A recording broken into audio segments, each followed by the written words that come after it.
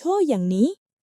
បន្ទាប់មកព្រះសាស្តាទ្រង់ត្រាស់នៅព្រះកថាថាមែនពិតក្នុងពេលណាក៏ដោយក្នុងលោកនិធម្មតាពាក្យទាំងឡាយមិនដែលរងាប់ដោយការចងពៀឡើយពាក្យទាំងឡាយតែងរងាប់ដោយការមិនចងពៀនេះជាពវេណីធម៌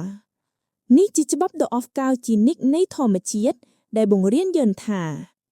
មានតែការលះបង់នៃសេចក្តីក្រោធមិនចងពៀនិងការអនុវត្តនូវមេត្តាធម៌គឺសេចក្តីស្រឡាញ់ប៉ុណ្ណោះទើបអាចកាត់ផ្តាច់នូវឫសគល់នៃកម្មពៀវរៈបានសន្តិភាពកើតឡើងនៅពេលដែលយើងសម្រេចចិត្តឈប់ធ្វើសង្គ្រាមក្នុងចិត្តរបស់យើងរឿងនាងកាលីយុគិនីគឺជាការដាស់តឿនដល់មនុស្សគ្រប់រូបឲ្យជៀសវាងការចង់អាឃាតច្រណែនឬគំនុំការឈឺចាប់ដែលយើងបានទទួលពីអ្នកដទៃ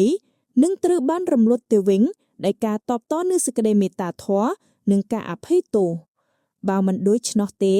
យើងនឹងក្លាយទៅជាទាសករនៃ